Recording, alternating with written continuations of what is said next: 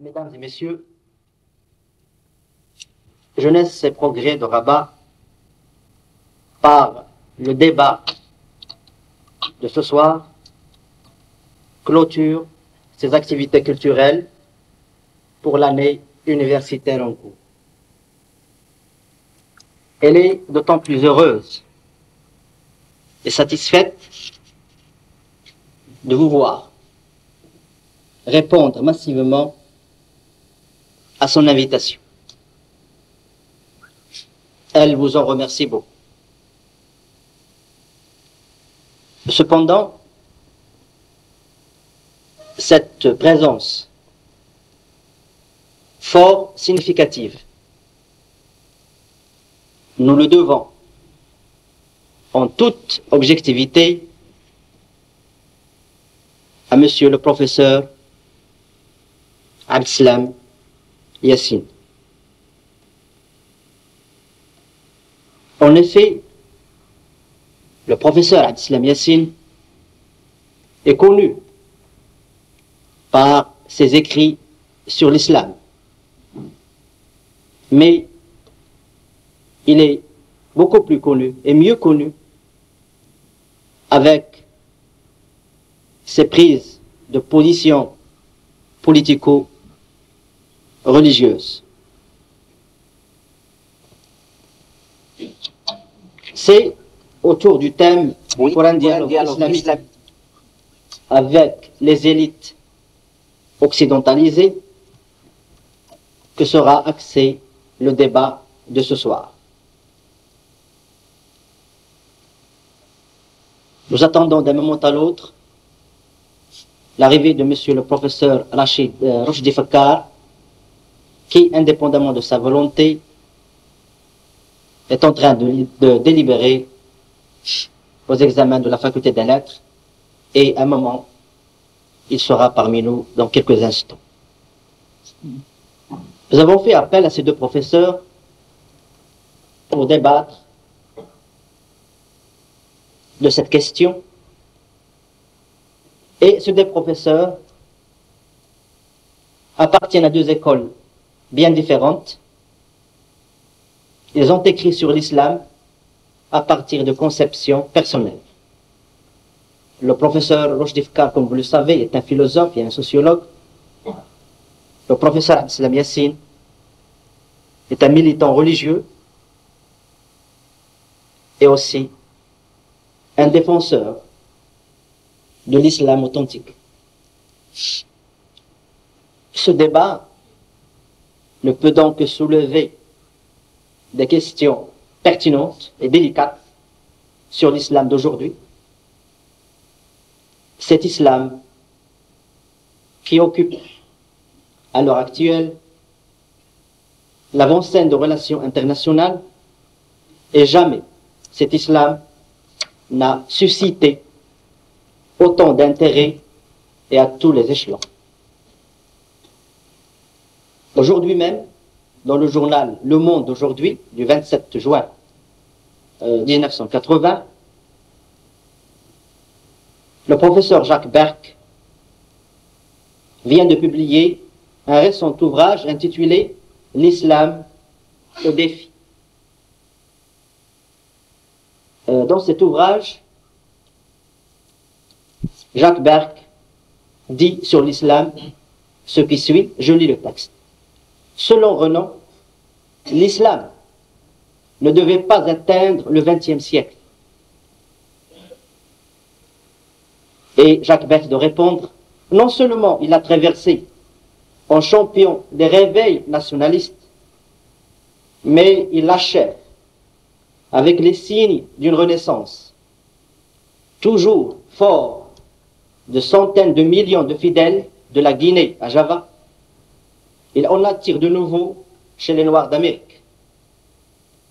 En Iran, il a prouvé qu'il pouvait abattre un État, sinon en construire un autre.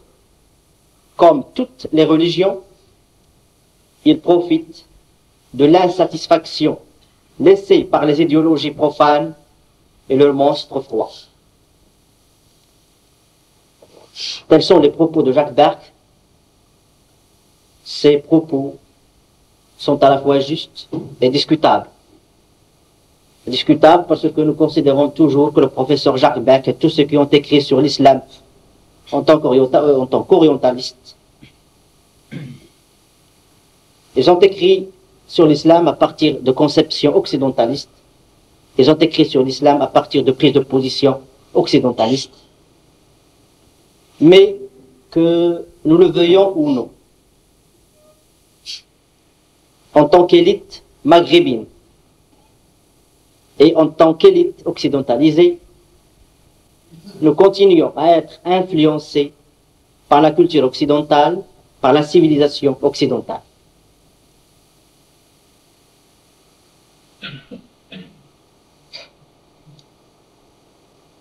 C'est pourquoi nous avons pensé utile d'organiser le débat de ce soir, d'abord en langue française,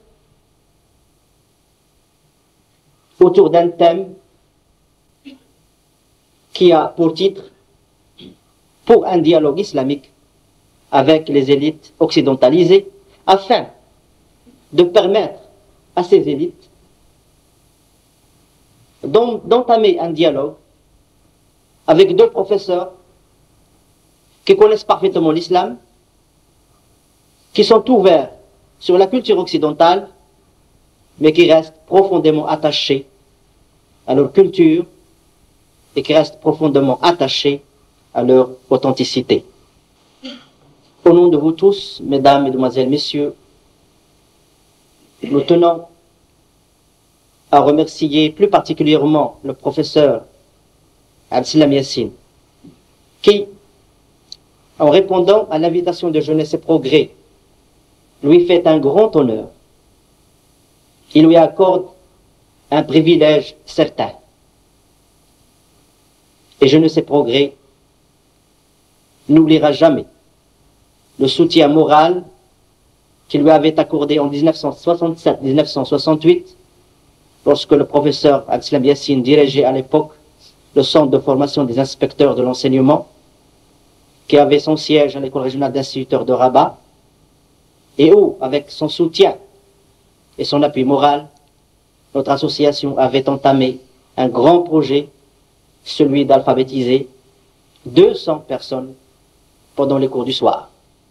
Cette grande initiative, qui reste dans notre association un parfait exemple de courage et une action bénévole, nous la devons à monsieur le professeur Abdeslam Yassine.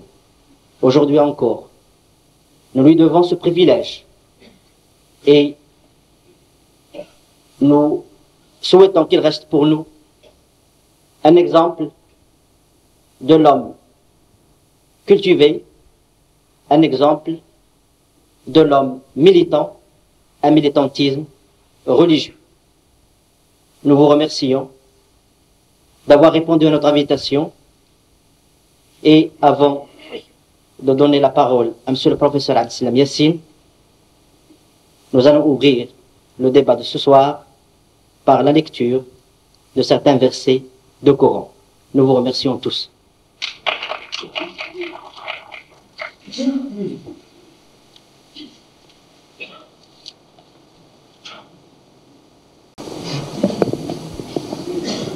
أعوذ بالله من الشيطان الرجيم بسم الله الرحمن الرحيم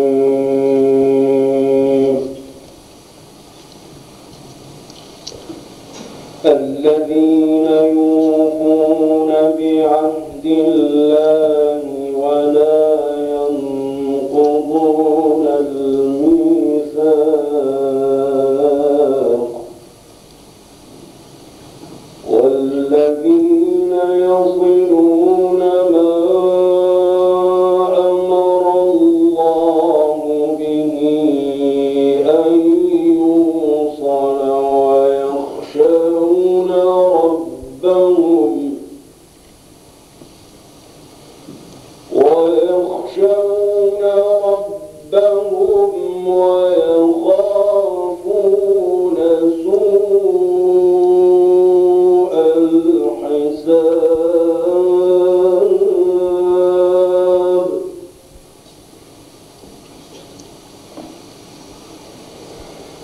والذين صبروا ابتغاء وجه ربهم وأقاموا الصلاة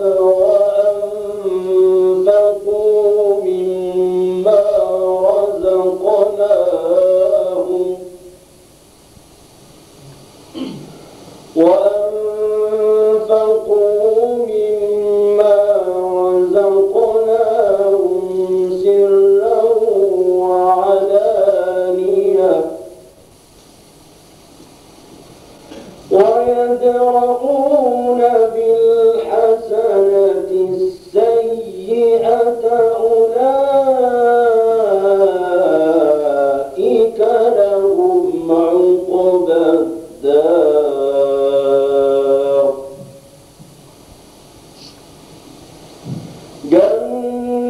جنات عدن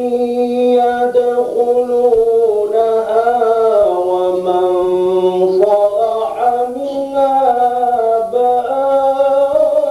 آبائهم وأزواجهم وذرياتهم والملائكة يدخلون عليهم من كل باب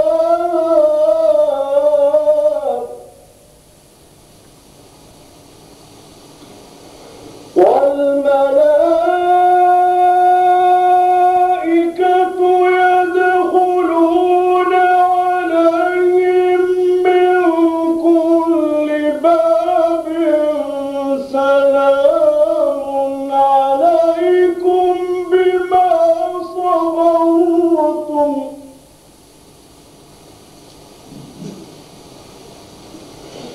سلام عليكم بما صبرتم فنعم عقبى الدار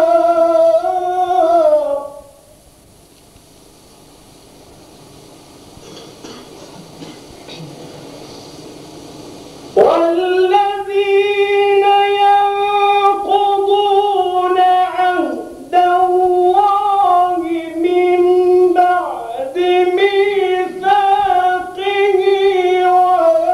ويقطعون ما أمر الله به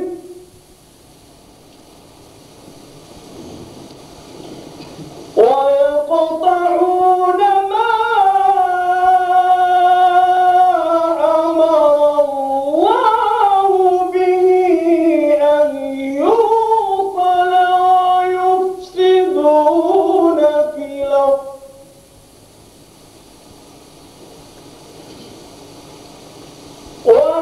ويفسدون في الأرض أولئك لهم اللعنة ولهم سوء الدار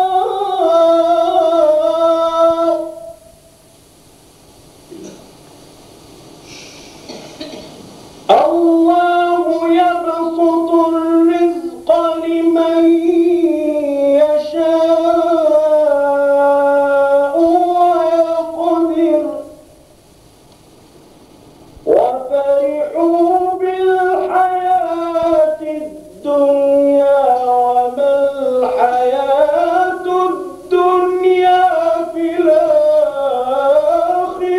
إلا متاع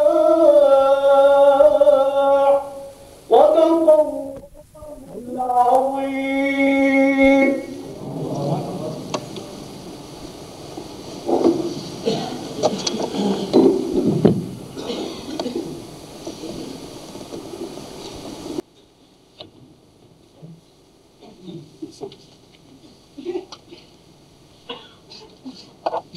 إن الحمد لله نستعينه ونستغفره ونعوذ بالله من شرور أنفسنا ومن سيئات أعمالنا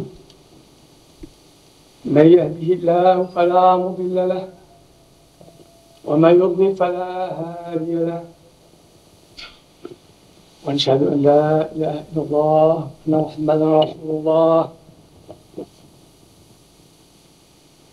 يا أيها الذين آمنوا اتقوا الله حق تقاته ولا تموتن إلا وأنتم مسلمون.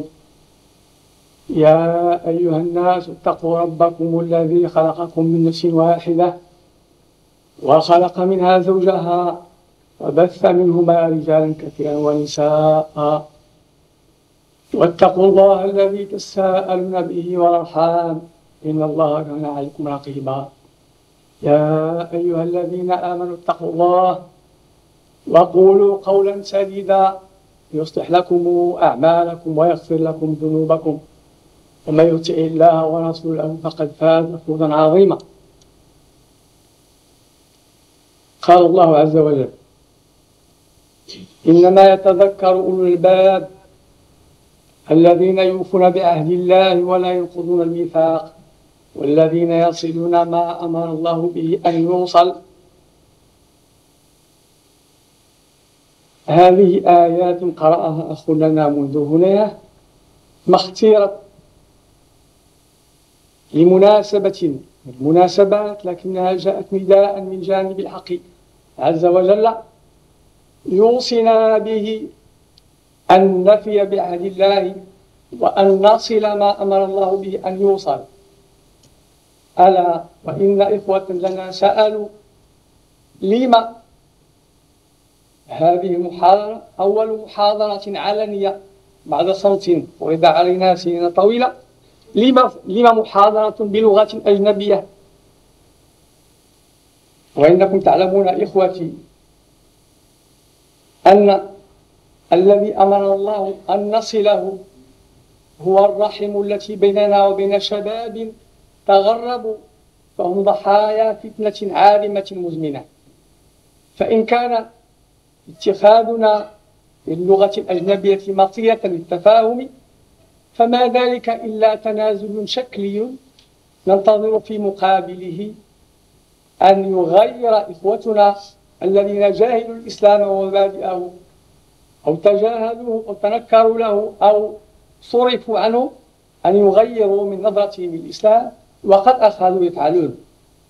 إننا إخوتي لن نروي ما كتبه بيرك عن يونان، وأحسن أخونا الدكتور زكي مبارك عندما انتقل نظرة هؤلاء الناس.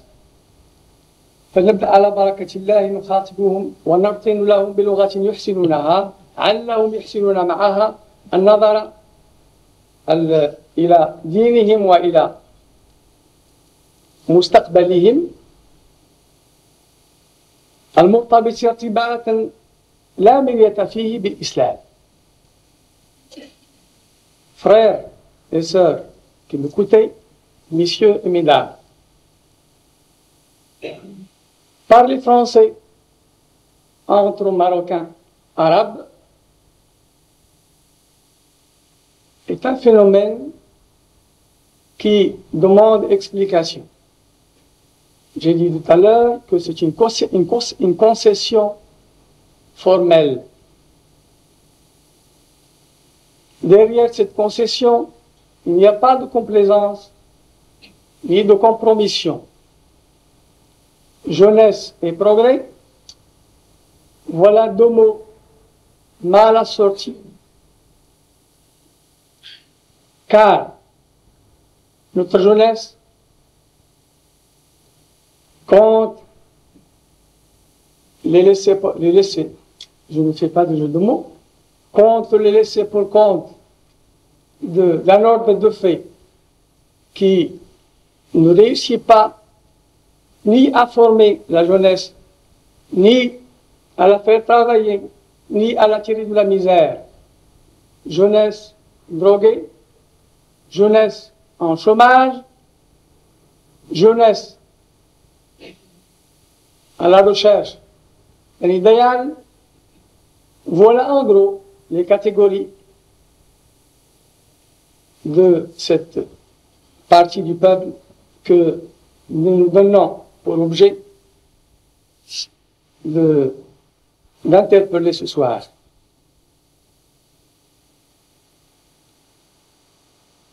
Je ne suis pas un conférencier professionnel, moins encore un professionnel du discours politique, mais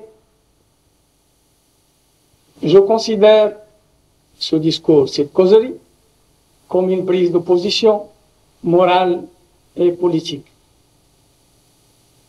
Nous devons, nous autres islamiques, pourchasser, mépriser, ignorer, poursuivis par toutes les forces du mal, nous devons dire à nos adversaires, dire également à ceux qui ne connaissent pas, ne savent pas ce que le mot islam ni mouvement islamique veut dire dans le monde, nous devons de leur expliquer, de leur dire quelle est notre intention, ce que nous avons l'intention de faire, parce qu'il ne s'agit pas de parler. Parler est utile s'il prépare une action efficace. Je n'ai pas voulu laisser la conduite de cette causerie à l'inspiration du moment, ni à mon expérience en matière de conférence. Aussi ai-je rédigé un texte et je vais vous infliger un texte récité. Cela vaut mieux parce que ce que j'ai à dire est trop important, trop sérieux pour que l'inspiration y entre et le disperse. Les perspectives terrifiantes couvrent devant le monde déconcerté la conjoncture actuelle de crise généralisée, ont heureusement fait perdre à nos élites déculturées, aux plus lucides du moins, beaucoup de leurs certitudes et de leurs illusions concernant la maîtrise supposée de l'Occident sur l'histoire.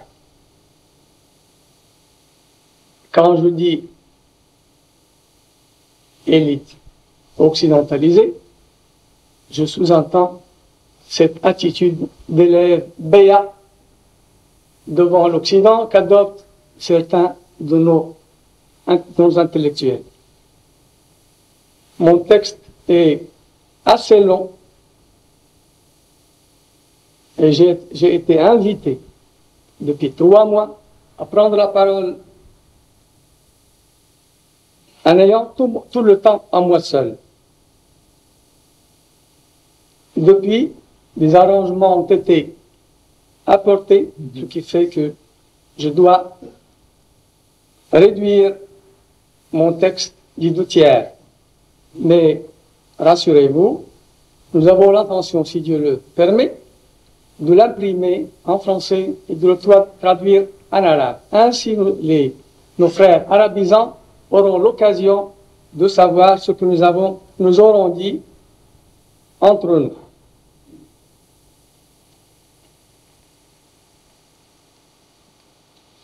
L'objet de notre causerie est d'ouvrir l'horizon du dialogue, de la rencontre, de la compréhension mutuelle et de la collaboration de 2 élites aux mentalités différentes et que seule une volonté commune et bien assumée dans le combat peut rapprocher et souder. La race des ayatollahs est bien molle chez nous. Vous m'aurez compris, n'est-ce pas? Il est difficile, surtout pour un intellectuel de gauche, quelque antiché qu'il se montre dans son discours pour l'islam combatif et victorieux, de trouver quelque intérêt au commerce intellectuel avec nos enturbanés apathiques, meuglants et hors circuit. Je crois que ce serait un signe de santé que de dire les vérités telles qu'elles sont, de tourner les yeux de la critique vers nous-mêmes, contre nous-mêmes. Je n'ai pas l'intention de médire des gens, mais il ne s'agit pas de personnalité, il ne s'agit pas de compte à régler contre les autres, il s'agit de nous ouvrir les yeux sur la réalité. Mais les milliers, les dizaines de milliers d'arabisants, ces professeurs issus de Qarawiyyin, ou ces humbles frères de douar issus de l'école coranique, partagent sinon la volonté actuelle de combattre avec l'islam militant, du moins l'essentiel du penser et du vouloir.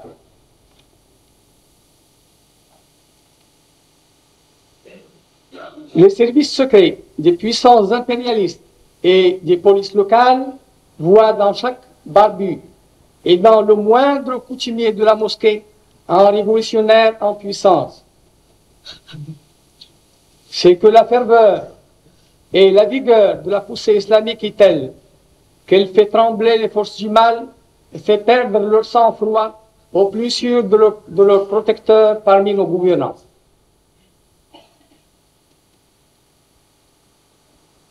J'aurais aimé vous parler le plus longtemps que je le ferai, sur le fond, c'est-à-dire sur les principes.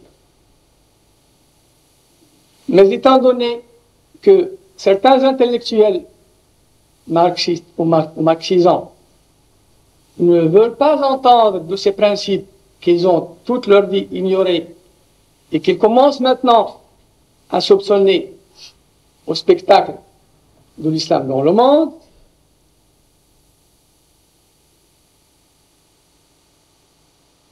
aussi, dirais-je, 2 mots seulement sur les principes, et je passerai ensuite à l'essentiel, à ce qu'ils comptent, eux, comme l'essentiel.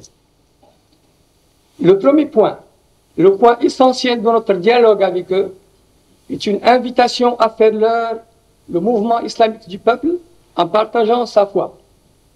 Dieu, sa loi et son prophète, voilà notre point de départ, notre règle et notre système de référence.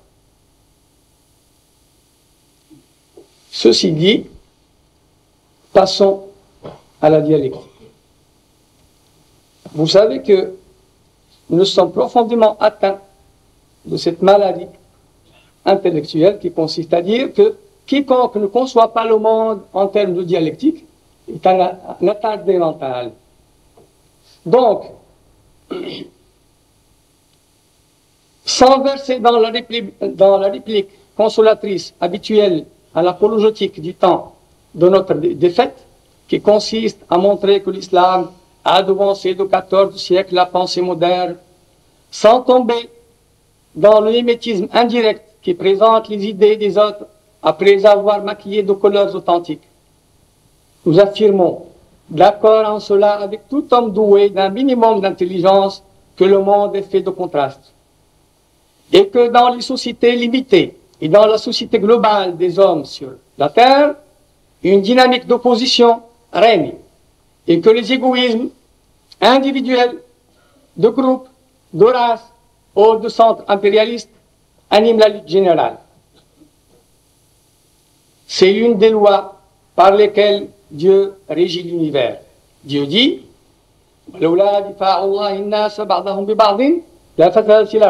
je traduis, Dieu dit, n'était le fait que Dieu fait contrer les groupes humains les uns par les autres, la terre tout entière aurait été dévastée. L'idée de classe et la méthode de la lutte des classes, qui se présentent comme le fruit d'une réflexion scientifique, ne sont que des formes conceptualisées de la haine de tout homme, de tout groupe d'hommes pour qui ils les oppriment et les méprisent. Au marxisme revient la palme à l'intérieur de la clôture occidentale pour avoir conscientisé les intellectuels de la colère virtuelle qui peut soulever le sentiment des masses s'il est travaillé et attisé. Ainsi fait-on la révolution à l'occidentale. Le résultat est que le mouvement révolutionnaire, avec son appareil d'avant-garde, de partis, de slogans révolutionnaires, de stratégies et de tactiques, termes militaires qui disent la guerre sans merci que sont les révolutions occidentales, ce mouvement révolutionnaire fondé sur le sentiment de haine, parfaitement pratiquant le chambardement destructeur, finit dans la dictature du prolétariat, avoué et déclaré comme une rédemption messianique.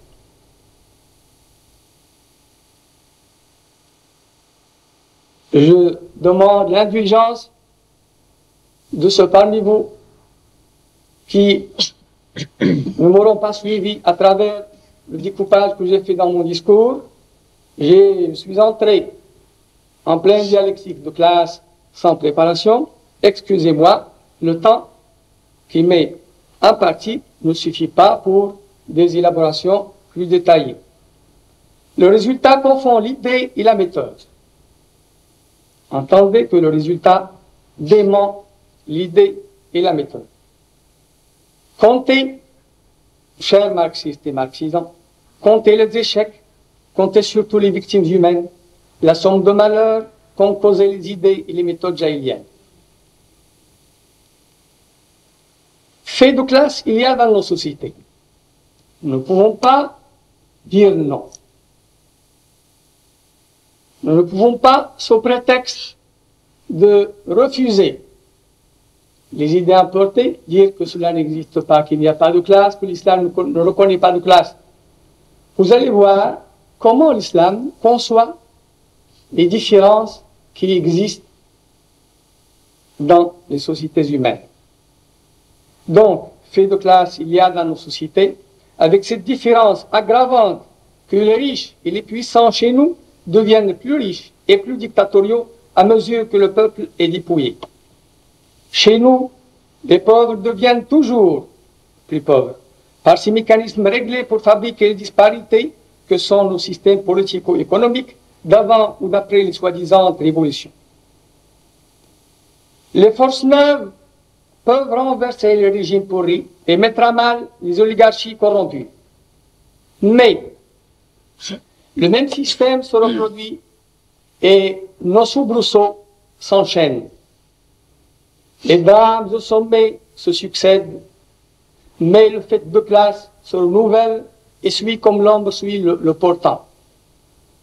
La solution islamique, notre idéal et notre idée de la solution islamique doit être forte mais non violente. Il y a un certain terrorisme policier qui assimile mot islam à violence, frères musulmans à terrorisme. C'est un autre terrorisme que nous devons absolument dénoncer.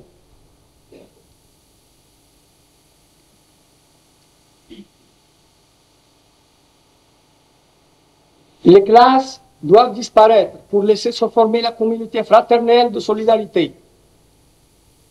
Et la méthode s'appelle jihad, combat, et non pas lutte, nidal. La terminologie joue un très grand rôle. Il faut absolument que nous sachions que l'action islamique est tout à fait différente par le fond et par la forme de l'action qui n'est gouvernée que par des idées glanées à droite et à gauche. Donc, la terminologie de militance est autre que la terminologie islamique de jihad. Pour que la société communautaire soit fondée après le désordre actuel, pour se renverser des classes en cercle infernal, pour que ce soit un combat lucide et fort, mais non une lutte de haine aveugle, il faut encore de combattants acquis à Dieu et non à l'utopie. Il faut des hommes conscients des malheurs du peuple, mais capables de se gouverner pour ne pas laisser jouer les petites idées et les petits sentiments. Sans haine et sans illusion non plus, et sans faiblesse, les islamiques devront relever le défi de construire une société fraternelle le jour où les aléas de l'histoire, disons en langage islamique, le jour où la main de Dieu les placera au pied du mur. Ce jour viendra tôt ou tard. Et nous avons pour faire face à cette glorieuse éventualité la loi de Dieu et nos corps purs n'est pas dur. Vous, mes chers intellectuels qui vous dissipez à gauche et à droite, vous possédez le sens de l'organisation, vous possédez les techniques et le savoir-faire pour concevoir avec nous, pour faire avec nous un avenir de justice et d'indépendance, car la société sans classe est concevable et réalisable seulement selon la méthode islamique. Les faits le démontrent. Vous n'avez qu'à considérer ce qui arrive en Russie et ailleurs. Les classes se reconstituent. On n'a pas réussi jusqu'ici à dissoudre les classes. Et la méthode islamique, qui reste, il faut bien le souligner, qui reste à remettre en forme, qui reste à redécouvrir, qui reste à réinventer à la lumière du Coran, à la lumière du modèle du prophète sallallahu alayhi wa sallam. Nous avons comme viatique, pour maintenir le vouloir faire, la promesse divine. Pour éclairer le savoir-faire, nous avons la loi de Dieu qui divise les hommes en deux camps, les mustakbiroun et les mustad'afoun. Voilà, et les rapetissez cette petite dialectique de l'homme creux de l'Occident. Classe sociale, classe des travailleurs et classe des capitalistes bourgeois. C'est rétréci, c'est tout petit.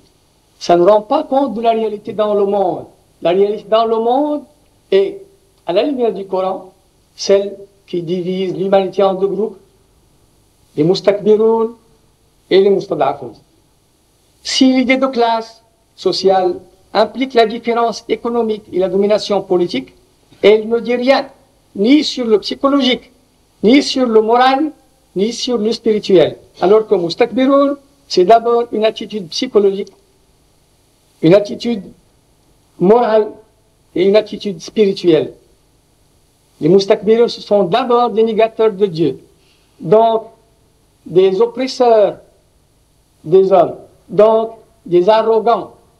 Le psychologique, en plus de l'économique et du politique, les notions coraniques, ces concepts coraniques de base que nous devons bien mettre au point et bien mettre en pratique, nous donnent en plus des disparités économiques, de la domination politique, nous donnent le psychologique, le plan psychologique, les différences sur le plan psychologique qui viennent, tout cela est lié ensemble. On ne peut pas parler de psychologie, de phénomènes psychologiques sans parler des autres. Donc, il y a tout un complexe psychologique, économique, politique, moral et spirituel. Ceux parmi les occidentaux et les occidentalisés qui restent incapables de comprendre comment l'islam associe l'action dite dans leur terminologie religieuse à l'action politique, ceux-là doivent, s'ils veulent comprendre quoi que ce soit au mouvement islamique dans le monde, se remettre à l'école et écouter. Le Coran nous présente les mustakbiroun en un passage, 61 passages, très exactement, j'ai fait le décompte, comme une oligarchie gouvernante et riche, mais surtout comme un ensemble d'hommes superbes et hautains qui persécutent les envoyés de Dieu qui ont toujours été les champions du mustad'afoun. Les arrogants ne reconnaissent pas Dieu, car ils se posent eux-mêmes pour maître du monde. Le mot islam, et c'est le nom de toute religion révélée et non déviée, signifie soumission totale à Dieu, donc rejet nécessaire des souverainetés terriennes et légitimes. Et elles le sont toutes s'ils ne découlent pas du Coran, s'ils ne découlent pas de la légitimité coranique. Ne vous étonnez pas si en Iran, nos frères combattants conçoivent d'emblée de révolution dans sa vraie perspective, qui est, après l'unité de la Ummah, l'unité du combat des mustad'afoun sur terre. Voilà la vraie dimension de l'islam. Nous ne devons pas mener un combat de quartier, un combat de nation, un combat de région, mais un combat mondial, un combat universel, et à travers toutes les péripéties de cette crise épouvantable qui secoue le monde. Vous voyez que l'ankylose mentale supposée chez les porte-paroles islamiques n'existe plus dès que le combat prend forme et direction. Trop longtemps, les islamiques, les anti-urbanés, les pauvres, les mustad'afoun, par la terre, que ce soit les ayatollahs d'Iran ou les autres arabisants qui ne connaissent pas, qui ne savent pas s'exprimer en français en langue valorisée d'Occident, ont toujours été considérés comme des minus. Je ne sais pas si on dit ce mot en français, les minus. Enfin, ce sont des gens qui n'ont aucune compétence. Maintenant, il s'avère que cela n'existe pas et il n'existe plus dès lors que le combat prend forme et d'élection. Et il est en train de le prendre ailleurs qu'au Maroc. Il le prendra au Maroc nécessairement. Je ne parle pas du point de vue du déterminisme historique, de quelques déterminismes historiques, mais il y a d'autres déterminismes aussi divins que l'autre qui agissent. Notre dialogue avec les dirigeants qu'inquiète la moindre toux islamique et que la révolution islamique peut théoriquement et historiquement venir du sommet. Nous avons pour référence Omar ibn Abdelaziz. On nous en fait reproche. Certains intellectuels occidentalisés disent voilà, vous êtes des gens incapables de penser, vous dites que le sommet peut faire quelque chose. Nous disons oui, bien sûr, nous sommes des arriérés. Vous le saviez depuis longtemps. Mais il reste à lancer ce défi aux gouvernants, au sommet. Nous avons l'exemple de Omar ibn Abdelaziz, qui, installé sur le trône de la royauté appelée Khalifa, entreprit aussitôt le processus qui devait faire de lui, par le consentement du peuple et par ses qualités exceptionnelles, l'exemple à jamais d'un souverain héréditaire qui descend au peuple pour acquérir une légitimité qui lui manquait et pour restaurer un ordre de justice que l'oligarchie dominante avait faussé. Cet exemple, nous le lançons comme un défi acquis de droit. Le malheur du système de nos moustakbiroun contemporains qui se nourrissent de la substance du peuple et qui n'ont pas d'alternative à la catastrophe. Nous leur suggérons charitablement une tentative à la Omar ibn Abdelaziz, si toutefois ils sont capables d'imaginer autre chose que le sortilège de la démocratie oblique, et à condition qu'ils fassent preuve de leur sincérité avant de compter sur l'appui du peuple longtemps fourré dans le sac à malice de la propagande démagogique. Cette parenthèse fermée, nous tenons à indiquer que la propriété privée, l'entreprise et l'initiative libre ne sont mises en cause en régime islamique que si elles ne remplissent pas leur fonction sociale. Le vertige d'une nationalisation bureaucratique, systématique, ne guette pas l'islamique parvenu au pouvoir parce que les solutions bureaucratiques et les massives transformations structurelles et brutales ne font pas partie de notre méthode. Je fais des sauts dans l'avenir parce que parler sans intention, bien formée, sans résolution de changer le monde, c'est parler dans le vide, c'est faire preuve d'inanité. La mise au travail de la classe parasite et absentéiste, le principe de la remise de la terre à qui la fait prospérer, constitue le cadre d'une réforme agraire, priorité de priorité, comme vous le savez bien. Sur le discours économique à la mode. La nationalisation de l'économie ne signifie pas pour nous de confier la gérance de nos médiocrités locales aux technocrates et à la machine qui reproduit le même en formant une nouvelle classe d'arrogants, mais d'ouvrir les horizons d'une solidarité islamique favorable à la constitution d'un ensemble large d'économies complémentaires. Vous, les hommes instruits et techniciens, pouvez apporter à cette entreprise vos capacités et mener avec nous le combat dont la conquête de la technologie est l'un des principaux enjeux. Quelle est la fonction sociale du capital en régime islamique? Les moustad'afoun doivent-ils s'attendre aussitôt après la proclamation de quelque république islamique à la prospérité immédiate? Le populisme démagogique, les promesses non tenues sont les formes du mensonge idéologique et qu'une classe en formation prend d'assaut les places et les privilèges d'une classe affaiblie par l'usure du pouvoir, par la décomposition morale et le trop-plein du crime perpétré. Les islamiques sont forts de l'idéal qui les habite, mais ils ont les pieds bien sur terre. Ils sont conscients que tout changement de structure implique le traumatisme économique et savent que pour pouvoir demain partager les bienfaits d'un ordre en projet, il faut savoir partager les sacrifices nécessaires et harmoniser l'effort indispensable de tous dans l'accomplissement de l'œuvre commune où chacun ait sa tâche déterminée. Celle du capital privé et de l'entreprise libre est d'abord de cesser d'être la courroie de transmission du multinational et des intérêts capitalistes.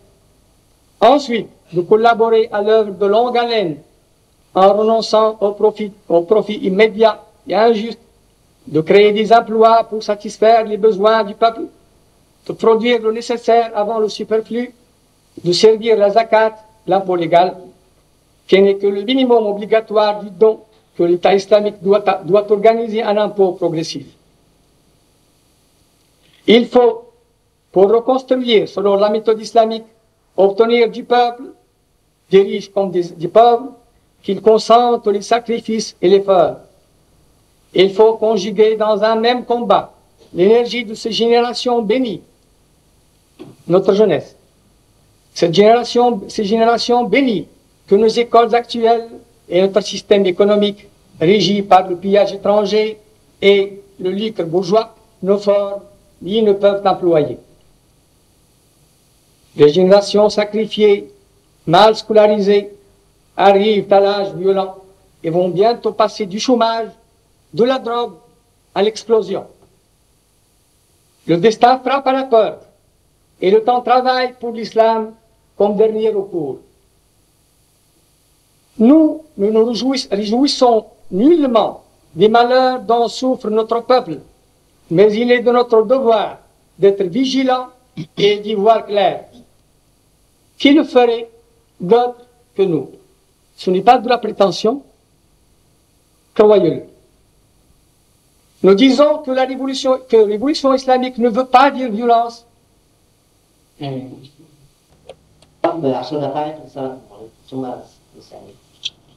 من كان غير مستعد للصلاة فالمرجو أن يبقى في القاعة تتم الصلاة. La révolution islamique ne veut pas dire violence et vengeance, non plus moralisme mou et bétifiant, mais combat réglé sur une loi, justice ayant des formes et des normes morales et satisfaisant à moyen et long terme, à force de sacrifices librement consentis, à force d'efforts conjugués, les impératifs de l'égalitarisme foncier de l'islam.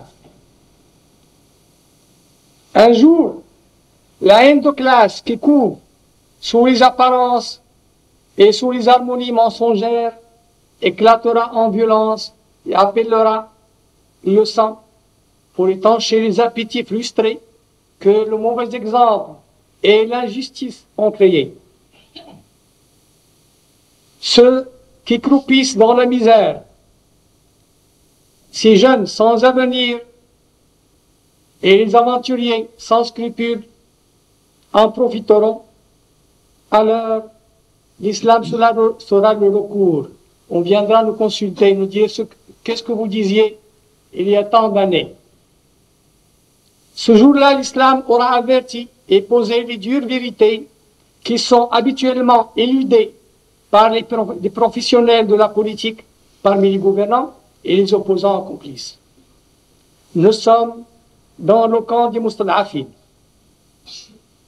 De cela dépend et le succès de toute entreprise de rénovation et surtout le bonheur éternel que Dieu réserve aux justes qui ne sauraient être justes, tant que subsiste en eux l'égoïsme et le mépris des hommes, ce mépris qui est propre aux arrogants.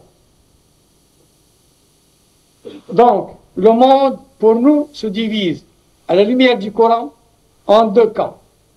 Mais les conceptions tranchées du type nord-sud, du type impérialisme diabolique et grand frère protecteur ne sont pas les nôtres.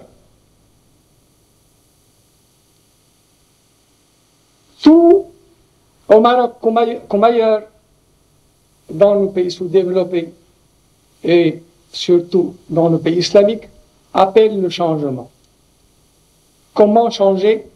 C'est le problème que les plus lucides se posent, que les niais et les prétentieux ne se posent pas. Changer quoi? Comment changer? Voilà la question. Changer de structure, remplacer une classe à la tête du pouvoir par une autre, une idéologie ou une politique par une autre, tels sont les procédés des révolutions à l'occidentale. Le changement islamique ne peut pas conserver des structures de dominance injustes, ni laisser les mêmes hommes corrompus essayer sous d'autres formes leur tartufferie. Mais l'islam détient le secret de changer l'homme. Sa méthode permet de ne pas remédier aux excès passés par d'autres excès. Éduquer l'homme nouveau est l'objectif ambitieux de toute révolution. Les révolutions russes et cubaines, par exemple, ont réussi par les moyens et au coût humain et matériel que nous savons. Ils ont réussi à former des techniciens et des soldats et à produire des machines d'une façon beaucoup plus inefficace que les capitalistes, il est vrai. Mais l'homo soviéticus ou cubanus reste le même. Le révolutionnaire militant ne tarde pas à redevenir le vieil homme vicieux, intéressé et opportuniste. Le parti révolutionnaire, une fois au pouvoir et devant les tentations, donne l'image du dominant d'hier, souvent moins d'efficacité et au prix d'un gâchis sanguinaire. Donc, rupture impossible. Je découpe encore et je passe à un sujet qui est d'actualité et qui hante la conscience des jeunes. Celui de l'identité, de l'appartenance. Les jeunes se posent maintenant la question, qui sommes-nous? Où allons-nous? À qui appartenons-nous?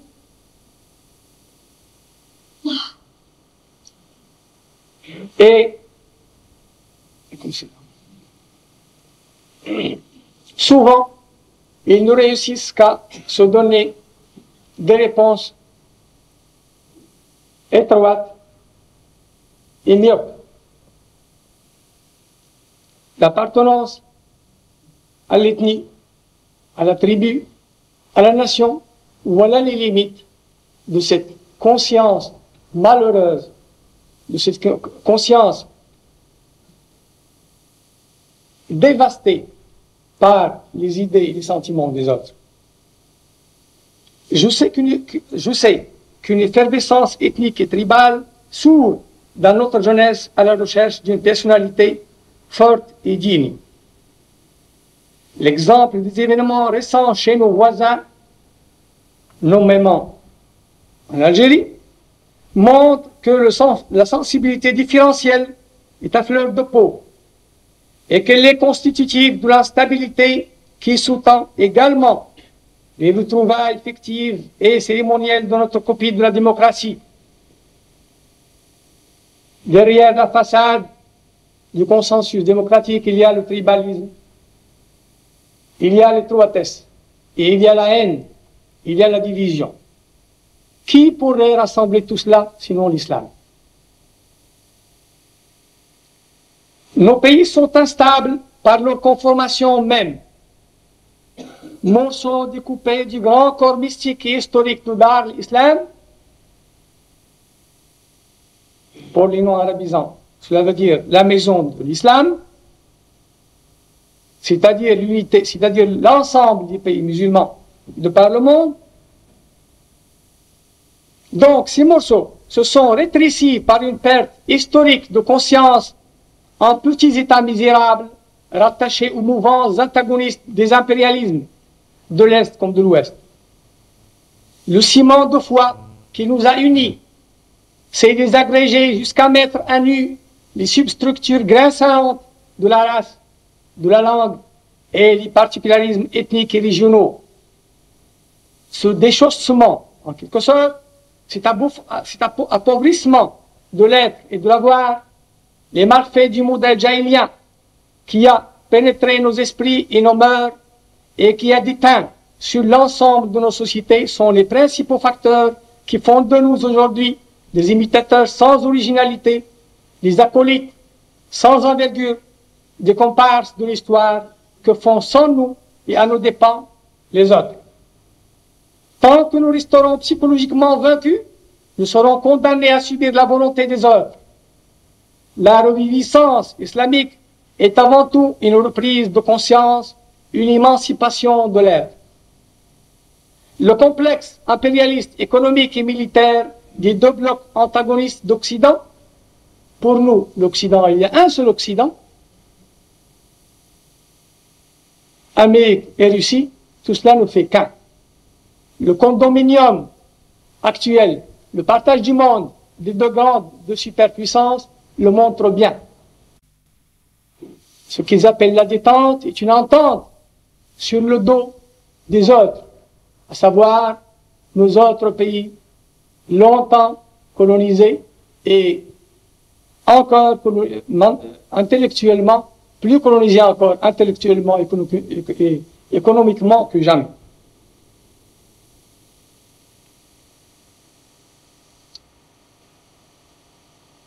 Donc, ce complexe impérialiste, économique et militaire de l'Occident, par sa puissance industrielle et financière, par nos besoins que nous savons ni limiter ni satisfaire, et par sa volonté de domination, réduit aux proportions misérables d'enjeux dans le marchandage planétaire entre les deux superpuissances.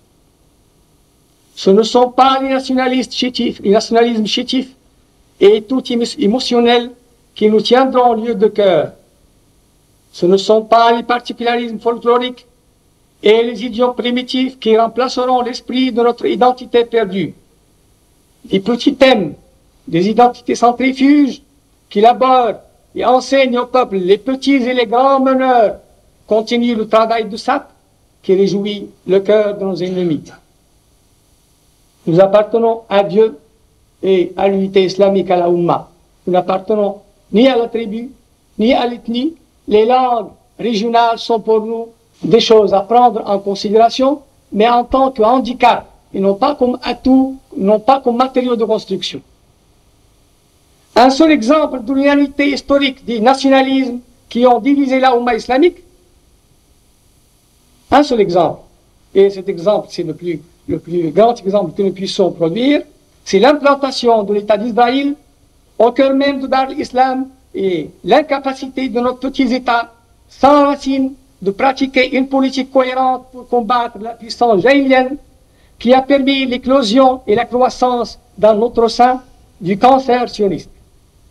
Les Arabes qui traînent maintenant au milieu de la misère et du sous-développement de tous sont encore sans âme et ce ne sont que des entités qui cherchent alternativement refuge et appui auprès de l'Amérique qui a créé, qui s'identifie à l'État sioniste, ou auprès de la Russie qui a béni la naissance de cet État fantoche qui favorise l'exode chaque année de milliers de cadres formés vers la Terre Sainte usurpée. Nos ancêtres nous ont légué cette terre pour arbitrer la liberté d'y adorer Dieu.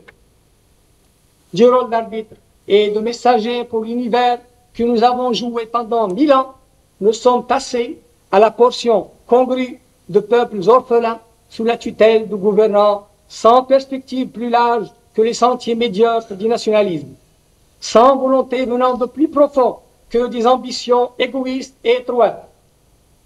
Le coup de Kaboul, comme l'on dit, démasque à la fois l'expansionnisme soviétique et les trahisons des alliés, de ses alliés parmi nos gouvernants. Ce n'est pas parce que la Palestine, qui est le cœur même de l'islam, est occupée par des suppôts sionistes de l'Amérique, que nous devrions échanger contre l'appui de la Russie les terres périphériques mais hautement stratégiques de l'islam. Nous ne devons pas troquer la Palestine contre la Palestine. le groupe, le complexe occidental, l'impérialisme occidental est une seule et même chose. En Afghanistan, aussi bien qu'en Palestine, c'est le même occupant, c'est le même oppresseur, ce sont les mêmes impérialistes. Ce sont différents de régions, s'ils se font la guerre, c'est pour dominer le monde, c'est pour partager le monde, et non pas pour nous délivrer, non pas pour délivrer l'Afghanistan, et non pas pour appuyer la cause de la Palestine. Nos petits États creux et sans racines, parce que sans légitimité, sont les jouets plus ou moins volontaires, plus ou moins conscients de cette gigantesque partie qui se dispute entre les deux blocs aériens. Nous continuerons à n'être que des jouets des passions primitives, de nos passions primitives et basses, les disparités criantes entre nos États qui se disent frères diviseront nos sociétés déchirées et continueront à le faire. Les prétentions des Arabes à assumer tout seuls la responsabilité d'Al-Quds, de la capacité déplorée par tous les musulmans de la terre d'initier le mouvement de l'unité pan-islamique et d'assurer le leadership de ce monde, ont ôté au régime du désordre toute crédibilité aux yeux du peuple islamique. Ce sont les échecs des gouvernants qui font la conscience des gouvernés. Ce n'est ni le lieu, ni le moment de nous entretenir de la méthode islamique. Des sujets brûlants devraient focaliser notre attention et l'accaparer. L'incendie du Sahara est un drame entre musulmans, une guerre civile, une tentative de plus de déchirer Dar l'Islam. Deux nationalismes s'affrontent, trois maintenant, car les vrais nationalistes croient et se multiplient dans les cercles stratégiques des deux superpuissances qui se servent de nous comme chair à canon dans leur lutte. Nos autres islamiques au Maroc, nous n'avons ni la liberté d'entrer à la mosquée pour dire au peuple comment les drames nationalistes naissent dans les consciences attardées et comment ils s'intègrent par les besoins en armes et en argent dans la politique hégémoniste des grandes puissances. Nous n'avons pas les moyens de crier notre désapprobation des guerres fratricides. Nous n'avons pas la latitude d'indiquer la solution islamique qui mettrait en paix les fractions d'un seul peuple que les tribulations du désordre historique ont divisé. Nous ne sommes reconnus ni comme individus, ni comme organisation ayant les droits politiques que la Constitution garantit pourtant à tous, pour proposer le sujet d'unité qui germe dans notre cœur et dans celui de nos frères qui ont la même foi que nous, et c'est le peuple entier au-delà de toutes les frontières de division. Les gouvernants qui sont emportés par la tempête des événements et consumés par le feu de l'action ne peuvent pas s'arracher un moment à l'immédiat pour méditer l'horreur de tout cela. Ils restent sourds à l'appel informulé de leur peuple sacrifié aux passions destructrices. Nous, on nous impose le mutisme devant le consensus démocratique sans la base populaire, sans l'islam. Consensus qui ne voit pas plus loin que l'horizon bouché du nationalisme étroit. Les dures réalités vont bientôt apprendre à notre classe politique qu'il est dans son intérêt et qu'il est temps de considérer nos thèses avec le calme et le sérieux et la sérénité dont il serait capable seulement dans le contexte d'un retour à Dieu, d'une tauba sincère. Jamais la violence ne sera notre stratégie, ni le mensonge notre tactique. Le peuple islamique, qu'on divalise et qu'on assassine, ripostera par une action responsable, dont la forme pacifique ou mouvementée ne dépend pas de nous seuls. Que chacun prenne ses responsabilités là-dessus, gouvernement et opposition. Demain, c'est l'islam. Aujourd'hui déjà, le déluge apporte bien des cadavres, politiques et autres. Mettez-vous bien ça dans la tête. Et merci de votre attention. Allahumma salli ala Sayyidina Muhammad wa ala ali Sayyidina Muhammad kama sallaita ala Sayyidina Ibrahim wa ala ali Sayyidina Ibrahim wa barik ala Sayyidina Muhammad wa ala ali Sayyidina Muhammad kama barakta ala Sayyidina Ibrahim wa ala ali Sayyidina Ibrahim fil alamin إنك حميد مجيد. Mes chers frères et sœurs, avec un grand intérêt que nous avons suivi tous l'exposé édifiant de Monsieur le professeur Abdeslam Yassine. Au cours de cet exposé, le professeur Abdeslam Yassine s'est exprimé clairement et pour Jeunesse et Progrès, c'est une occasion de lui avoir permis de s'exprimer et d'exposer ses prises de position politique et morale, comme il l'a très bien précisé dans l'introduction de son exposé.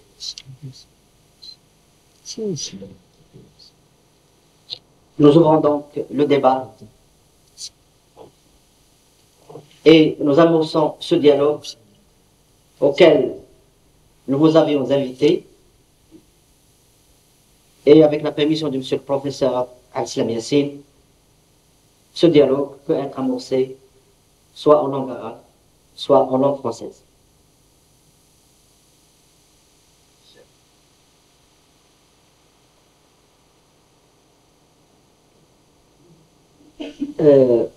بطبيعة الحال فالنقاش مفتوح، وهذا النقاش إما أن يتفضل كل أخ أو أخت لتستفسر عن بعض النقاط أو بعض الجوانب، أو أن هناك طريقة أخرى وهي كتابة بعض الأسئلة فنطرحها على الأستاذ ليجيب.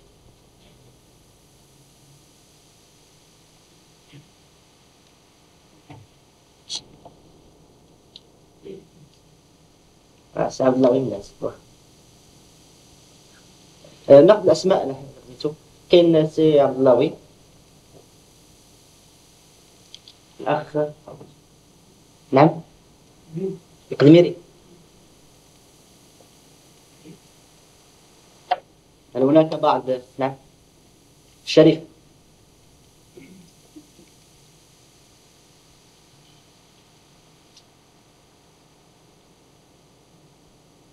لن نكتفي بهذه القائمة ديال الأربعة اسماء. فعندنا سؤال مكتوب وموجه للأستاذ Abdeslam Yassine باللغة الفرنسية. Vous ne cessez de répéter que l'islam est révolutionnaire. Alors comment expliquez-vous la position réactionnaire et la soumission aveugle des ulama au pouvoir despotique marocain et surtout leur légitimation de ce pouvoir? Merci.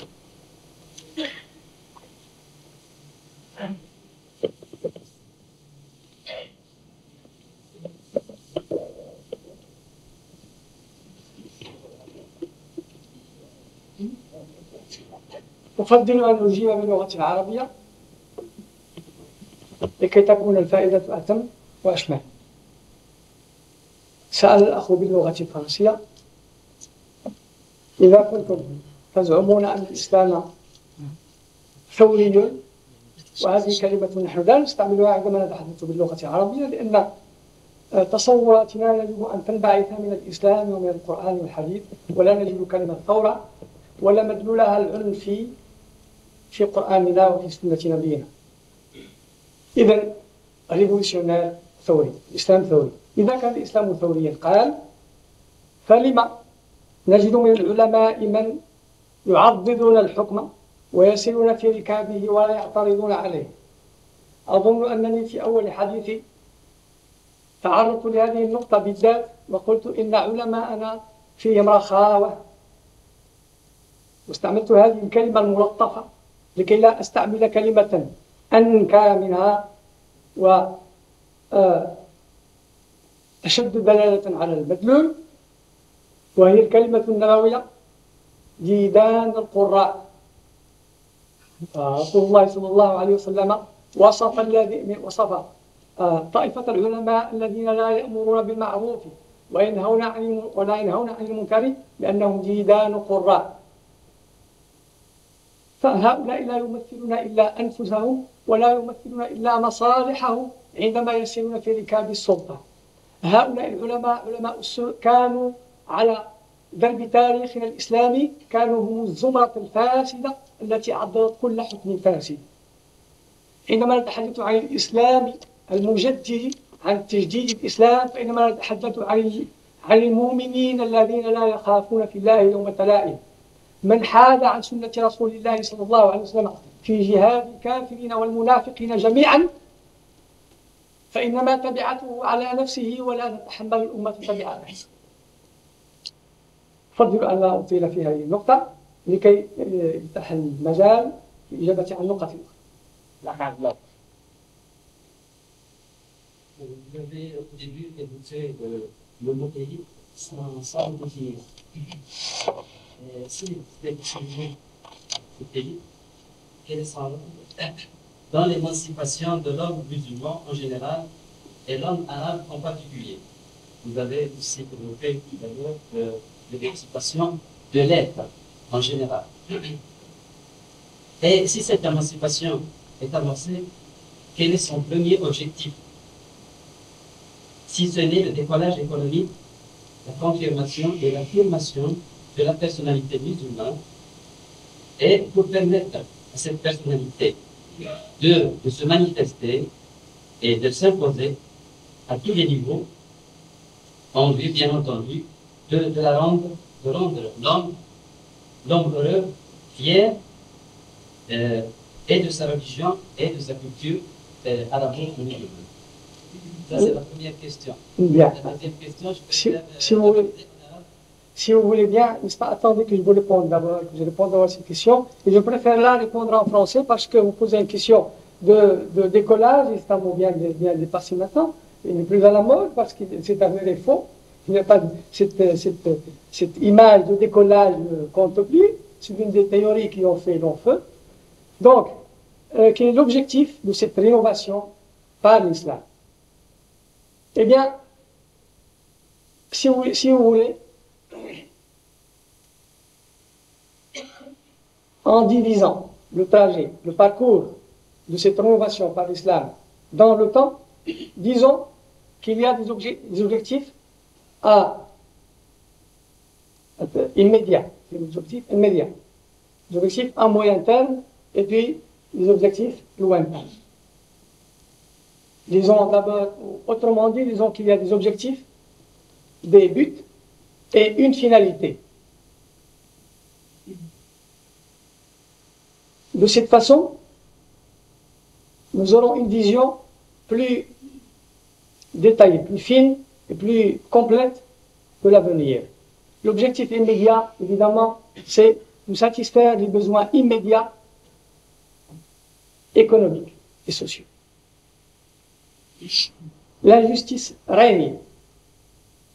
La misère me menace, comme elle menace le monde, surtout le monde des démunis, des pays sous-développés.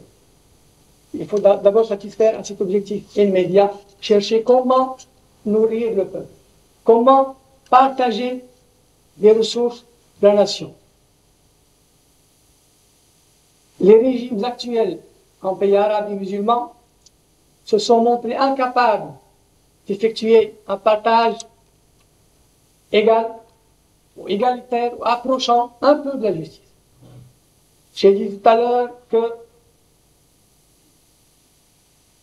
nos systèmes mal formés produisent davantage, toujours plus encore, davantage d'injustice, davantage d'inégalité, davantage de misère pour les uns et de corruption pour les autres. L'appareil tout entier est corrompu. Donc, satisfaire aux besoins immédiats ou satisfaire à une exigence à moyen terme, c'est-à-dire celle de l'indépendance, la vraie indépendance totale. Cela demande d'abord que nous ayons un idéal, que nous ayons une finalité, ce que nous n'avons pas. Il y a un vide.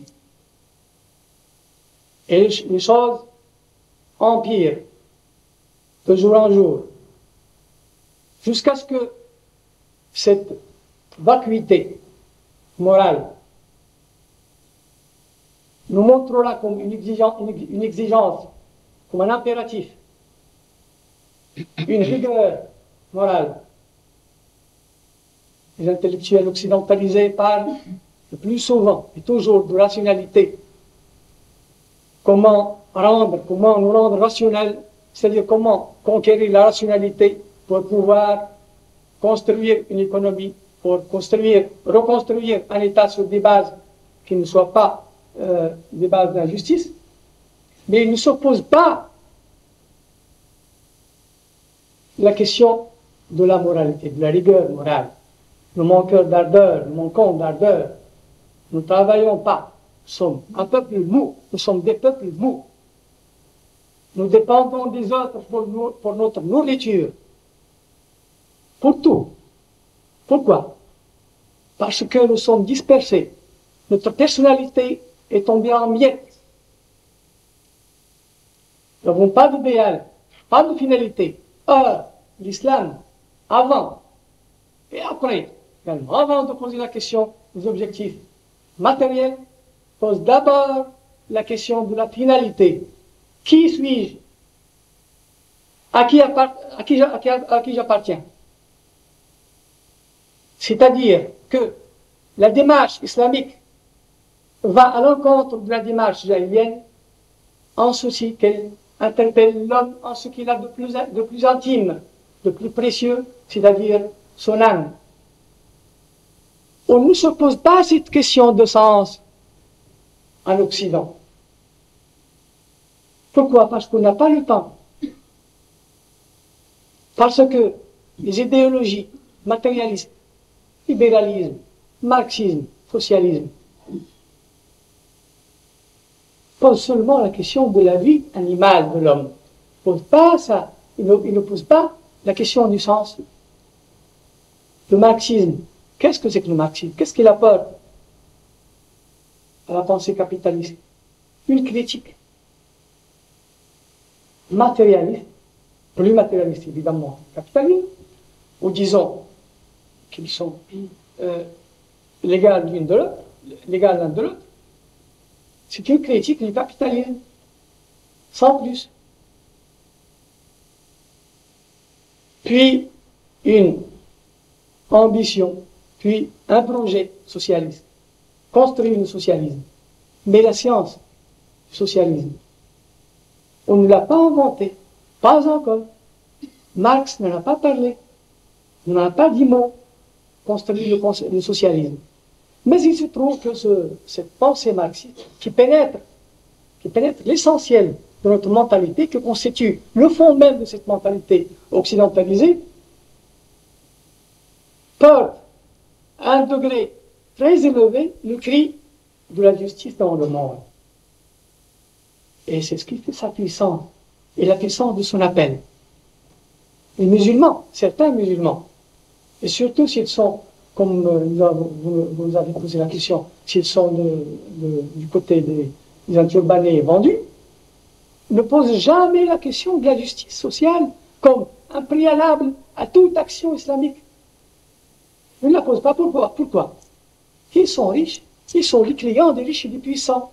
Depuis toujours, les dix dans le Coran ont existé et ils ne posent jamais cette question de donner de rendre justice aux pauvres, de rendre justice à la classe opprimée, de rendre justice aux mustad'afin. Cette notion de mustad'afin, mustakbirun, j'espère que vous êtes rendu compte qu'elle est plus ample, qu'elle est plus profonde et plus large que les notions étriquées de classe dominée et dominante, de classe sociale. Et donc l'objectif économique, bien sûr, on ne peut rien faire sans objectif.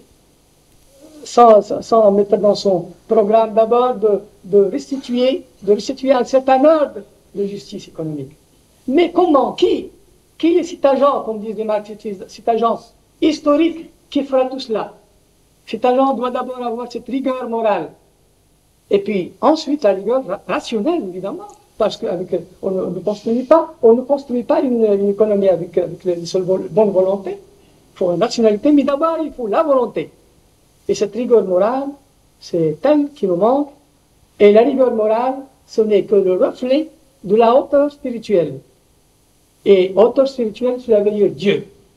Et je vous demanderai à ceux parmi vous qui ne sont jamais cette question très intime, très personnelle, qui suis-je, où vais-je? Il y a la mort devant vous. Vous n'êtes pas un animal. L'islam nous le dit. Or, l'homme occidental qui est le modèle qui nous a trompés, longtemps trompés, et dont nous sommes la victime malheureuse, cet homme occidental ne s'oppose jamais à cette question du sens. Il ne dit jamais, il a fini. Ils emploient des formules sacrilèges. Dieu est mort, et puis on n'en parle plus. C'est de là que nous devons partir, c'est de là que nous partons. الآن سوي لك أنا السؤال العربي. السؤال الآخر اسمح لي نقول فيه شوية صحيح مع احترامي لجميع الناس الآخرين. يعني احنا الشباب المغربي بعض الناس اللي فاكر 90% عند الإسلام يعني هو الجوهر ديالنا هو الثبات ديالنا، ولكن العدد ديال الإخوان كنشوفوا الآن يعني دايرين اللحي لابسين جلالات مع اننا كنسمعوا حقيقه ربما ما كاينش واحد التعارض كبير كنسمعوا لا رهبانيه في الاسلام، لا رهبانيه في الاسلام. يعني الاسلام يمكن يكون هذاك التشين ديالي نقي وواحد الشومي في الدار ندخل للجامع نصلي، يمكن نصلي في واحد الوقت اللي هو ماشي هو المغرب بالضبط، يمكن نصلي في الطريق واحد المحل نقي حقيقه نصلي مع الجماعه.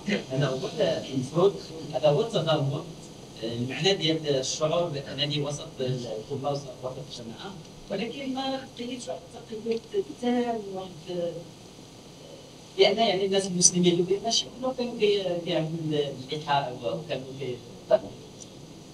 الآن نعم فهمتوا ما يسأل. باش ما نخليكش الشباب ينفقوا لانهم تيشوفوا هذا المظهر هذا تيقولوا هذا هو الاسلام، هذا هو التزمت.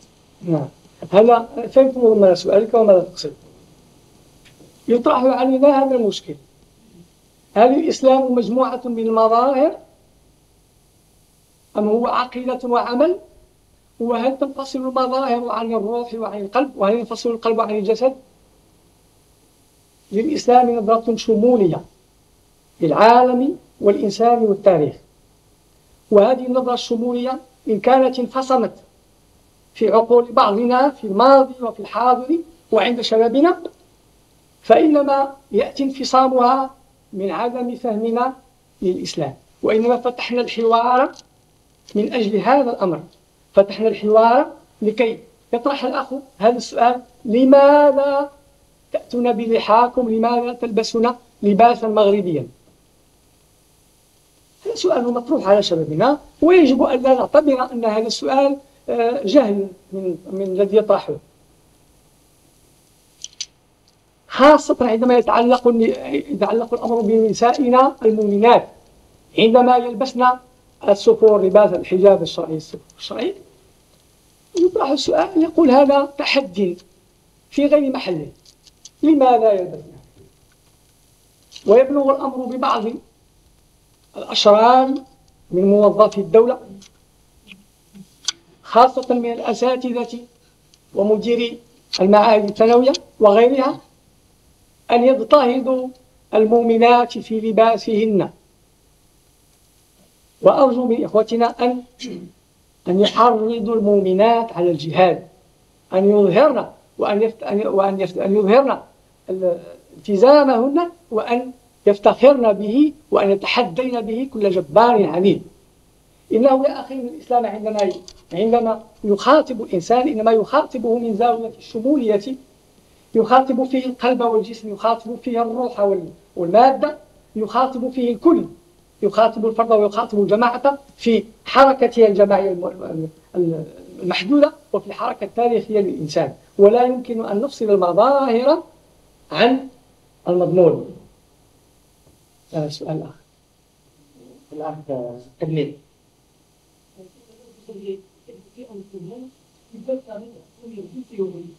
Mais en fait, il s'agit d'un sujet qui touche le plus la pratique dans le il s'agit du problème qui arrive en classe sociale, qui a un problème d'exploitation et lutte de classe. Sur ces taux, au travers de la lecture de la priorité, on peut d'une manière schématique, diviser notre réalité en deux mondes intellectuels. D'un côté, le monde intellectuel musulman et de l'autre côté, le monde intellectuel non musulman. Le monde intellectuel non musulman, ou bien l'élite musulmane, s'oppose au deuxième monde parce qu'il se propose de nous présenter la société en tant qu'unité dialectique, dont les parties seraient fondées sur des rapports de domination, d'où le problème d'exploitation. Et l'élite non musulmane s'oppose à l'élite musulmane pour ce sens que celle-ci se propose de nous présenter la société en tant qu'unité homogène dont les parties seraient des agents sociaux. À ce propos, ce que nous voulons savoir, c'est la position de l'islam à certains concepts qui ont été fondés par l'école de pensée marxiste. C'est tout le problème de classe sociale, de lutte sociale et d'exploitation. En d'autres termes, y a-t-il exploitation en islam? Y a-t-il classe sociale en islam? Y a-t-il lutte sociale en islam? Très bien, il y a trop de mots savants dans votre intervention, mais elle est très intéressante. Tout à l'heure, on m'a posé la question de définition, je n'ai pas défini l'élite. Évidemment, il faut des définitions, n'est-ce pas, ce sont les fondements de toute discussion. Et le dialogue, ce serait un dialogue de sourds si les concepts que nous employons les uns et les autres restent brumeux dans nos têtes. Oui, le fait de classe, je dis, il y a fait de classe. Je ne dis pas qu'il y a un principe qui autorise qu'il y ait une exploitation de classe. Au contraire, j'ai dit tout à l'heure, et cela demanderait une série de conférences de parler de ce double concept très fécond dans le Coran, le double concept de Mustad'afun Mustakbirun. Les envoyés de Dieu ont toujours été secondés par les Mustad'afun, par les opprimés. Autrement dit, en langage moderne et progressiste, ils ont toujours été des révolutionnaires. Ils ont été pour le peuple, contre les arrogants. Le Coran ne parle que de cela. Et il serait long de vous citer des sourates, mais enfin. Maintenant, vous me parlez du marxisme et de l'élite marxiste musulmane et non musulmane. Moi, je considère que même ce que nous avons appelé élite occidentalisée, c'est-à-dire les musulmans de souche, enfin les Marocains de souche musulmane, même s'ils n'ont pas la foi, s'ils ont une foi tiède ou pas de foi du tout, enfin, je les considère comme des musulmans. Égarés, peut-être, de mauvaise volonté, peut-être, mais je les considère comme des interlocuteurs valables. Vous savez maintenant que en Occident, on revient de Marx. Pas chez nous, pas encore. Pourquoi? Parce que nous avons toujours été les élèves inintelligents de l'Occident. L'Occident a rejeté le marxisme comme, après une expérience qui existe en Cambodge, qui ont tué 3 millions en 2 ans, en 2-3 ans, 3 millions d'individus. C'est la barbarie faite système. La guerre entre la Chine et le Vietnam. La guerre froide et larvée entre la Chine et la Russie. Cela a détruit le mythe de l'unité des marxistes dans le monde. Ce que je souhaite pour nos intellectuels arabes et musulmans, vivant dans les pays musulmans, c'est de revenir de cette étourderie. Je ne leur demande pas de faire la critique du marxisme du point de vue des nouveaux philosophes et autres réactionnaires et autres partis de droite, parce que nous regardons toujours ce qui se passe en Europe pour imiter, mais non, de partir de l'islam pour faire la critique de la jahiliya qui ne fait qu'une seule entité. L'Occident, quand nous disons Occident, c'est pour faire comprendre notre pensée. Nous pensons en termes coraniques. En termes coraniques, il y a islam et jahiliya. C'est tout. Bien sûr, ce corps islamique est bien malade. Nous avons beaucoup de maladies sociales, beaucoup de maladies intellectuelles. Nous avons une mentalité qui est encore dispersée, il y a les élites traditionnelles, les arabisants qui n'ont pas accès à la pensée moderne. Il y a les autres qui n'ont pas accès à la pensée islamique. Mais il faudrait un jour que tout cela se mette ensemble. Je dirais autour d'une table, mais enfin, les tables seraient trop nombreuses. Mais enfin, pour un dialogue. Il faut un dialogue entre ces deux élites. J'espère que j'aurai répondu, quoique votre question soit un peu... Mais je vois que votre ami a voulu savoir votre prise de position sur pas le comportement de l'islam, mais l'islam reconnaît-il la lutte des classes ou pas? Je crois que c'est une question que nous nous posons tous. Oui. Alors ces forces sont assimilées à des classes sociales ou bien non? Écoutez, là, si nous comparions,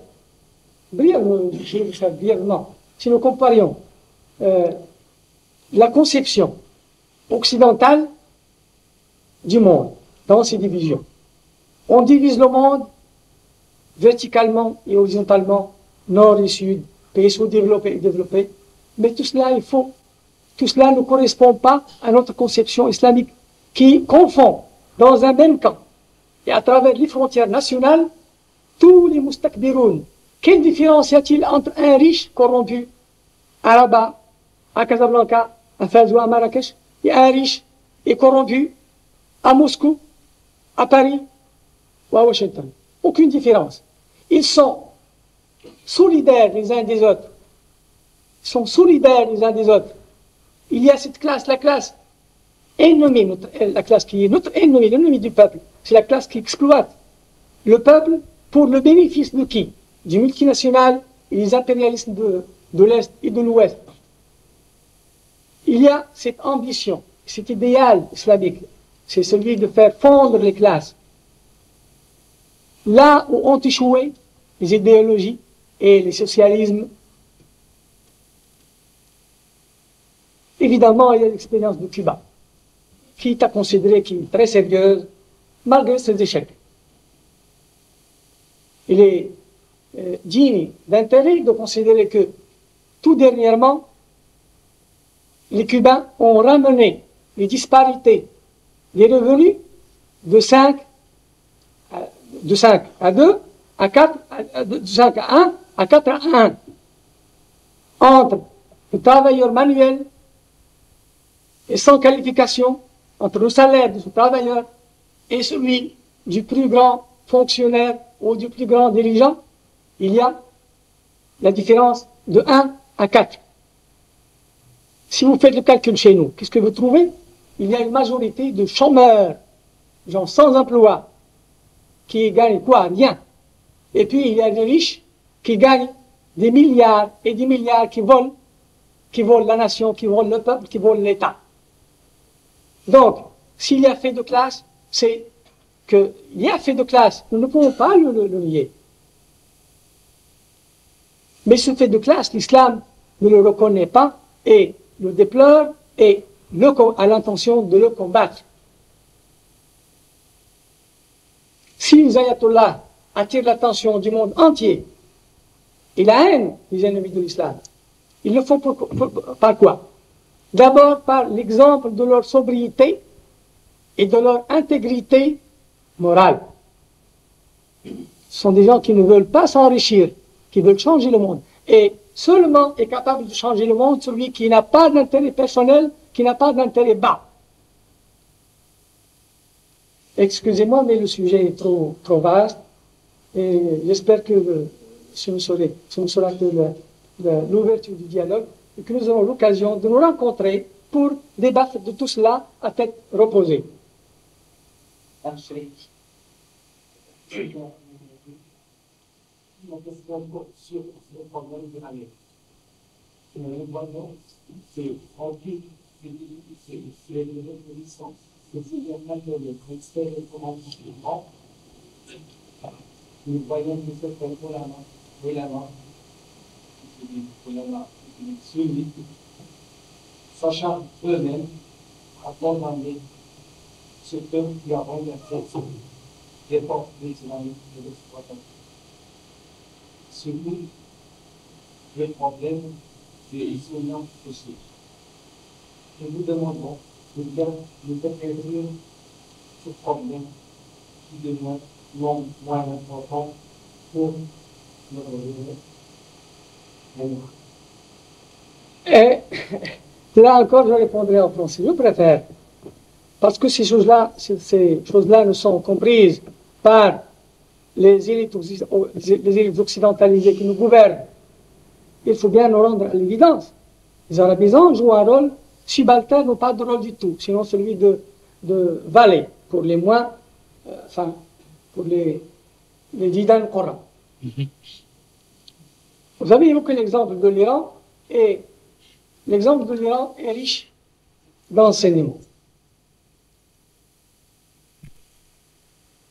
Un souci d'abord que je veux aborder avant de l'oublier, c'est que maintenant, les Iraniens, nos frères en Iran, rencontrent des difficultés d'organisation de l'État. Pour quelle raison?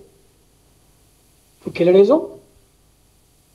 Parce qu'ils n'ont pas entrepris assez tôt le dialogue entre les élites traditionnelles de Qom et les élites modernes telles Bani Sadr et les autres.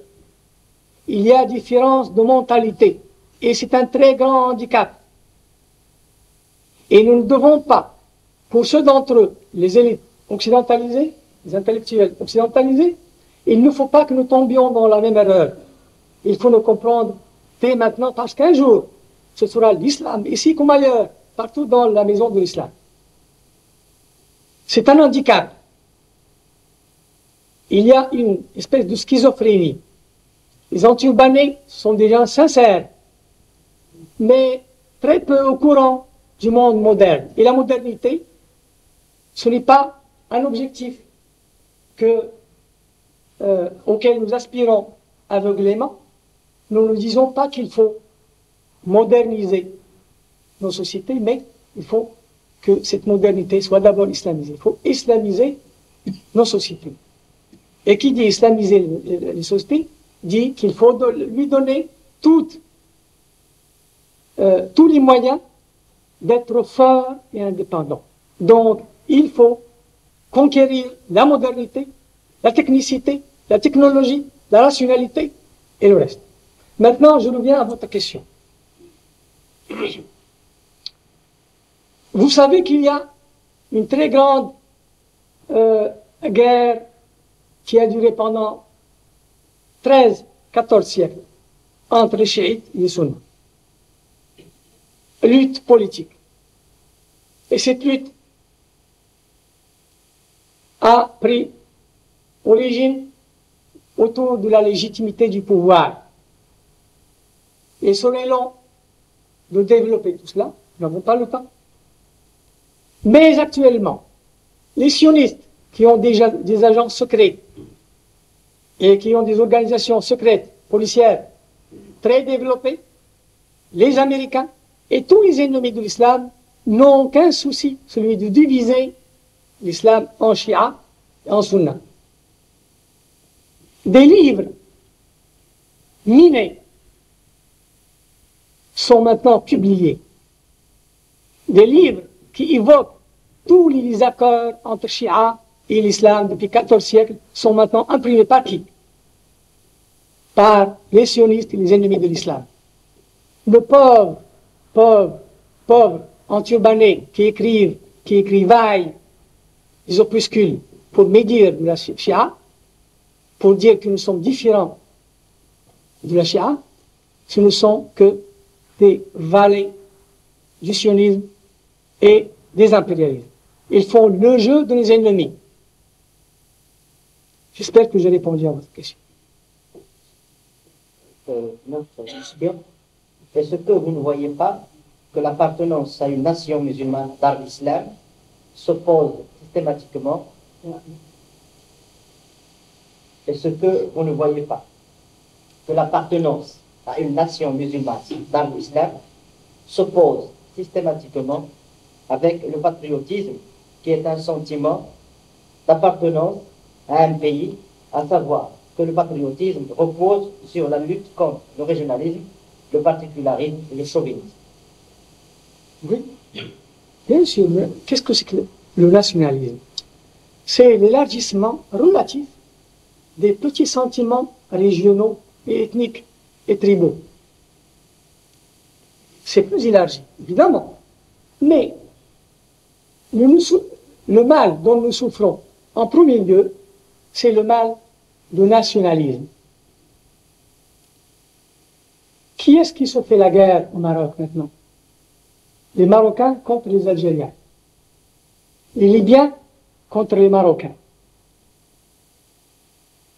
Je donne un exemple local et étendez l'exemple au reste de nos pays. Les Kurdes ont fait pendant longtemps la guerre aux Arabes. Maintenant, les impérialismes poussent les entités régionales et ethniques en Iran pour disloquer l'État islamique. Évidemment, patriotisme, nationalisme, ce sont des sentiments, ce sont des émotions, disons plutôt, ce sont des émotions que nous devons dépasser. Ce ne sont pas des horizons valables pour qui peut imaginer et ose imaginer et ose préparer l'unité de l'islam. Nous constituons des corps insignifiants dans le monde. Pourquoi? Nous ne pouvons ni faire le décollage, comme disait notre ami, ni faire le décollage économique, ni conquérir notre indépendance tant que nous n'arrivons pas à constituer un bloc dans le monde. Nous sommes dans le monde 700, 800 ou 800 millions ou 1 milliard d'individus, mais nous sommes insignifiants sur l'échiquier du monde. Nous jouons que des rôles subalternes et nous dépendons des autres mêmes pour nous nourrir. Vous savez qu'à l'horizon de l'an 2000, et nous avons au Maroc des spécialistes de prospective qui vous direz cela mieux que moi, à l'horizon de l'an 2000, qui est un mythe que nous ont passé les Occidentaux, l'an 2000, un repère imaginaire. Donc en l'an 2000, nous allons dépendre de nos autres pays, sous-développer nos autres moustapons de par le monde, nous allons dépendre de l'Occident pour notre nourriture de base à 40, voire 50%. Nous avons des terres et nous avons des bras, mais nous ne pouvons même pas produire de quoi nourrir le peuple. Parce que le bourgeois, parce que la classe dominante a intérêt à vendre à l'extérieur, a intérêt à pratiquer une agriculture qui soit plus rémunératrice que l'agriculture de base. Voilà la raison. بسم الله الرحمن الرحيم. قرأت في مجلتكم التي أخرجتم باسم الجماعة العدد الأول والثاني أن العمل السري في الإسلام هو عمل صبياني. لهذا نرى أن هذا يخالف عمل الرسول صلى الله عليه وسلم حين شرع في بداية الدعوة مدة 3 سنوات سر. ما هو رأيكم في عمل الرسول صلى الله عليه وسلم في تركيز الدعوة الإسلامية سرا، وما قلتم أن السرية عمل صبياني؟ أشكر الأخ الذي طرح هذا السؤال، فهو سؤال مهم، وذكر مجلة الجماعة، وهي مجلة أنعى إليكم خبر حجز العدد الخامس منها. حاجزته الإدارة، لا أدري لماذا ولم يخبرنا أو لم يخبرنا. قلت يعني إننا قلنا أن العمل السري هو عمل صبياني. هذا موضوع طويل جدا، وهو من المواضيع التي تفرق صفوف الإسلاميين. ما هو أسلوب العمل؟ وكثير منا ينظرون إلى مثال الرسول صلى الله عليه وسلم وإلى سيرته الطاهرة، فيرون أنه كان وصحابته المرضيين رضي الله عنهم كانوا يجتمعون في دار الأرقم بن أبي الأرقم فيستنتجون أن هذه سرية. ينظرون إلى مثال السيد الطيب الذكر رحمه الله الشيخ حسن البنا فيقول إنه عمل عملا سريا. إن الظروف تختلف، وإن الاجتهاد مفتوح بابه إلى يوم القيامة، وإن التقليد في حدود محدودة لعمل من أعمال الرسول صلى الله عليه وسلم هو اجتهاد ضيق. رسول الله صلى الله عليه وسلم ولا أي ممن سبقوه من رسل الله ما كانوا أبدا يعملون عملا سريا. ولو تأملنا السيرة الطاهرة لوجدنا أن رسول الله صلى الله عليه وسلم تحدى، أول ما تحدى كل قريش، جمع كل قريش فقال: يا بني عبد مناف، يا بني عبد المطلب، يا بني هاشم، إنني رسول الله إليكم أنذركم، إنني نذير لكم بين يدي عذاب شديد.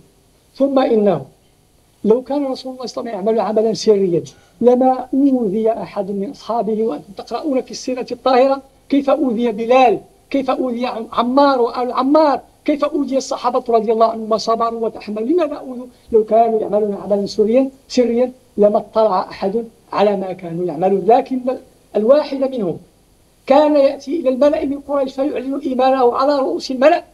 تأملوا مثال حمزة رضي الله عنه، جاء إلى الكفار في ملئهم عند الكعبة وقال: إنني أتبع أحمد، وضرب وشج أبا جهل عدو الله وقال: كيف تضربه وأنا على دينه. كانوا يجهرون بإسلامهم. وإن كان نريد أن نفرق بين تصورين اثنين: عمل سري وأسرار العمل. كل عمل جاد لابد أن تكون له أسرار، خاصة إذا كان يعيش بين ظهراني الأعداء. لكن العمل السري الذي أقصد به والذي أوصي به هو العمل العنيف، هو تكوين الخلايا لمجابهة هو عدو، هو أكثر منا عددا وأكثر منا قوة وأكثر منا سلاحا. ففي إخواننا في سوريا الآن يقتلون، يجاهدون في سبيل الله، يموتون في سبيل الله هنيئا لهم.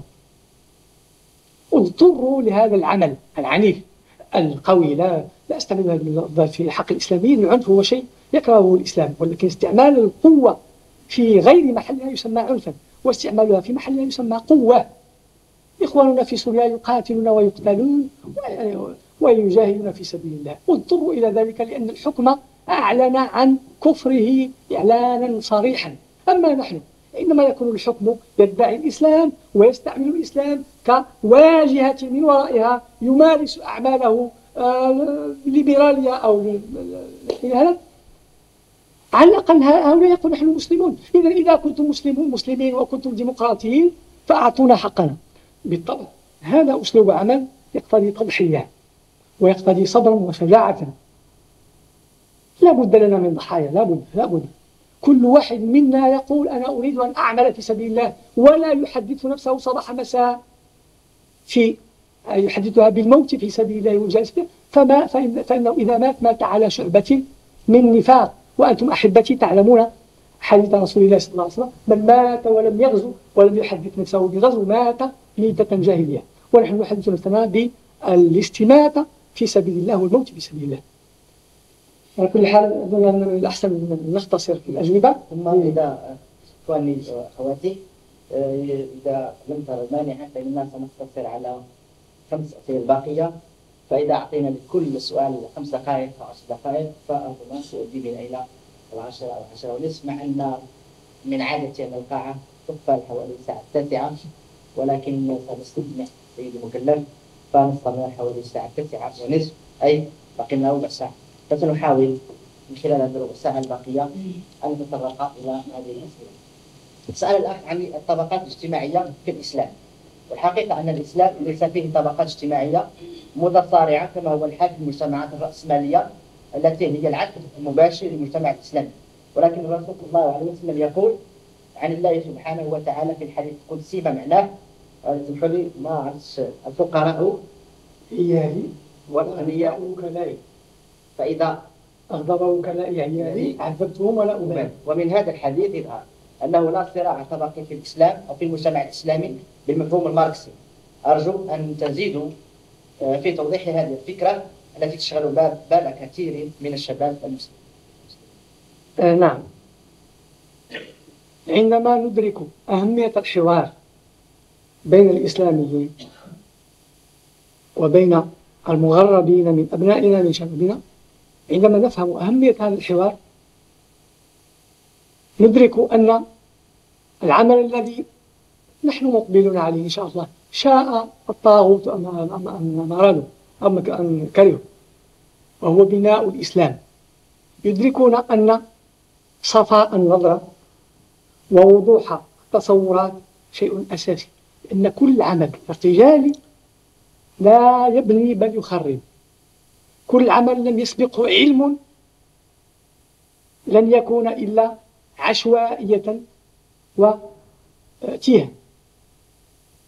فإذا تحدثنا عن الطبقية أنها ليست في الإسلام، ويسألنا أحد الإخوان الذين قرأوا فكر ماركس يقول نعم هنالك طبقية لأنه يستطيع أن يحلل المجتمع.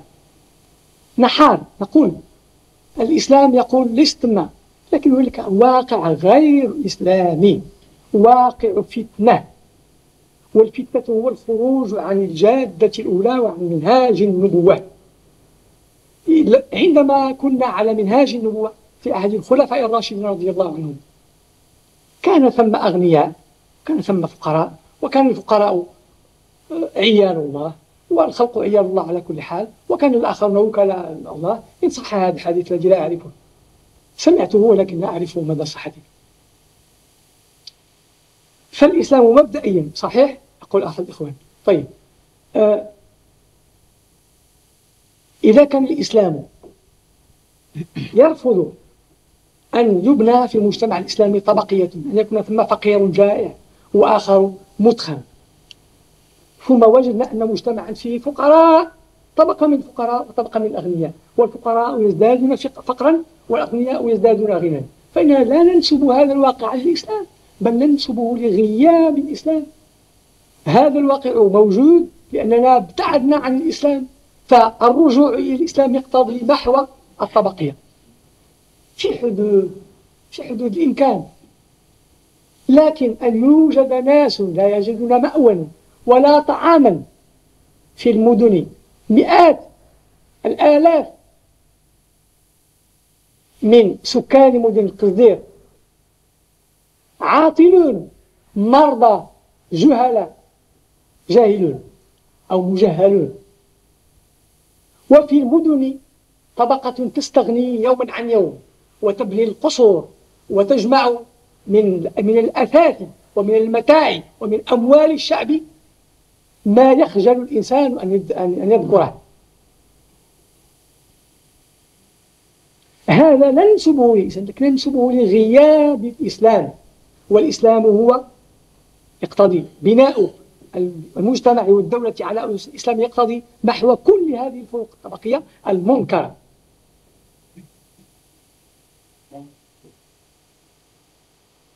ما رأيكم في موقف السلفيين المغاربة وبالخصوص تقي الدين الهلالي الذي أشرف على نشر رسالة صغيرة عن في عقيدة الإمام الخميني والشيعة؟ هذا أجبنا عن هذا ولا نذكر أسماء، أرجوكم ألا تذكروا أسماء لا يهمون الأشخاص. Bonsoir de Francia. Dans quelle position se trouve l'islam? Une position de défense ou d'attaque? Et ne croyez-vous pas que pour tout dialogue, il faut une identification et une connaissance mutuelle de ceux qui doivent débattre de ce dialogue?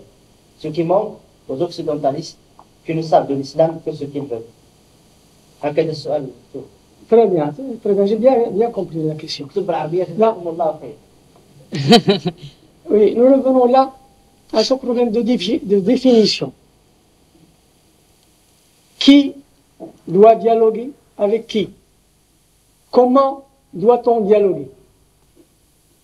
Et je vous ai dit tout à l'heure que, en général, nous avons cette division entre l'élite. Disons, ce mot élite, n'est-ce pas, qui était une invention de l'italien Pareto, nous l'utilisons par nécessité, ça va, parce que nous n'avons pas d'autres thèmes. Donc, il a ces élites traditionnelles, les arabisants, qui sont la classe maintenant dominée, qui constituent les instituteurs, certains professeurs de niveau moyen, des fonctionnaires, des habos, enfin. Mais ils constituent une force virtuelle formidable si seulement les intellectuels occidentalisés et politiquement engagés pouvaient engager le débat avec eux.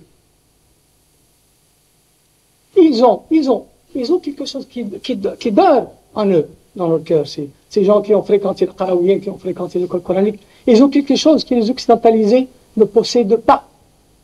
Sous la deur, oui, bien sûr. Mais qu'est-ce que cette chose-là, c'est une volonté, une certaine spiritualité qui est, comment dirais-je, qui est en latence, mais qui, une fois réveillée, il se réveillera par la force des choses. Un jour, cette élite,